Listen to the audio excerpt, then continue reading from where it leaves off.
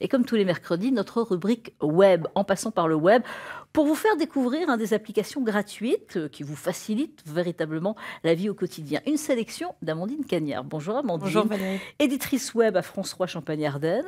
Alors, vous nous proposez aujourd'hui, mais qu'est-ce que c'est que ça? On mange de la raclette dans le métro maintenant? Alors là, Et je vous propose une vidéo dont quatre jeunes ont décidé de faire une raclette dans le métro, donc assez vraisemblable puisqu'ils sont vraiment installés, donc nœuds papillons, ils ont les costumes, c'est incroyable. Ils ont le fromage, tout ce qu'il faut pour faire la raclette. Ils prennent de la place, quand même. Heureusement que c'était pas un jour de grève, ça. Alors deux petits tréteaux, pas eu de place.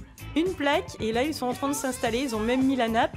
Alors vous pouvez le voir, il y a des bougies, donc chauffe-plat, qui sont parfumées, comme ça permet au moins d'évacuer un peu les odeurs. Ils ont l'appareil comment pour faire chauffer le... Oui, c'est un appareil qui fonctionne avec des bougies chauffe-plat. Ah d'accord, donc on peut faire ça sans branchement électrique. Non mais c'est incroyable. Alors, et tout le monde prend des photos. Tout le monde s'amuse, tout le monde rigole. La RATP a rigolé aussi de la situation, même si au début elle se demandait ce qu'il se passait dans la ligne 5 du métro.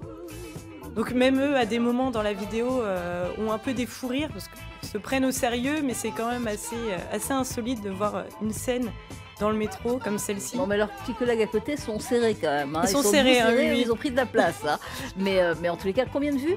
Alors, cette vidéo a fait plus de 150 000 vues. Il faut savoir que le chauffeur, justement, a demandé s'il n'était pas allé trop vite. Et à la fin de son service, a même partagé un verre de vin avec eux. Ah ouais, sympa. Il a pour le souvenir. Le chauffeur, quand même. Petite raclette, bah sûrement. Oui, j'espère pour lui. Bon, c'était très sympa en tous les cas, belle recherche. Et puis, vous nous proposez chaque semaine une application gratuite. 5 minutes de yoga.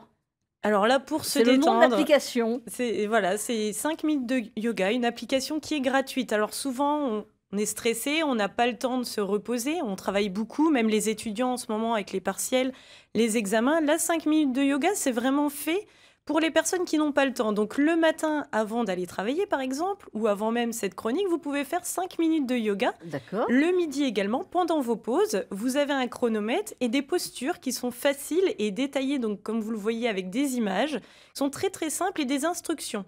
Alors là, c'est vraiment court, ça va vous permettre d'être plus serein, d'avoir moins de stress, ça va renforcer aussi votre tonus musculaire. Et 5 minutes suffisent, justement. Donc ça a été créé par des professionnels, matin, midi, ou alors pendant les pauses. Si vous avez une pause de 5 minutes, après votre café, par exemple, votre thé, c'est préférable, vous pouvez faire 5 minutes de yoga, vous détendre, et même le soir, avant d'aller vous coucher. Donc tous les conseils sur cette application, évidemment, même si on n'a jamais fait de yoga. Même si vous n'avez jamais fait de yoga, là, c'est vraiment une application avec des postures qui sont simples, qui sont très bien détaillées, et... pensez quand même à vous échauffer un peu avant, donc par exemple le cou, les articulations, mais ce sont vraiment des postures qui sont simples et faites par des professionnels. Bon, voilà, cette application s'appelle 5 minutes de yoga, c'est gratuit. Si vous n'avez pas le temps de courir un cours quelque part, eh bien voilà, vous pouvez le faire chez vous, évidemment, ou la petite pause au travail, minutes, par exemple. Midi, voilà, exactement. Et puis vous nous proposez aujourd'hui un outil Open Classroom. Alors là, Open Classroom, c'est anciennement le site du Zéro.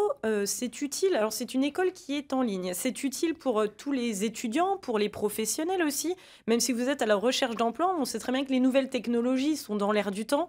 On a de plus en plus d'entreprises qui recherchent des personnes qui ont une compétence supplémentaire, donc dans les nouvelles technologies.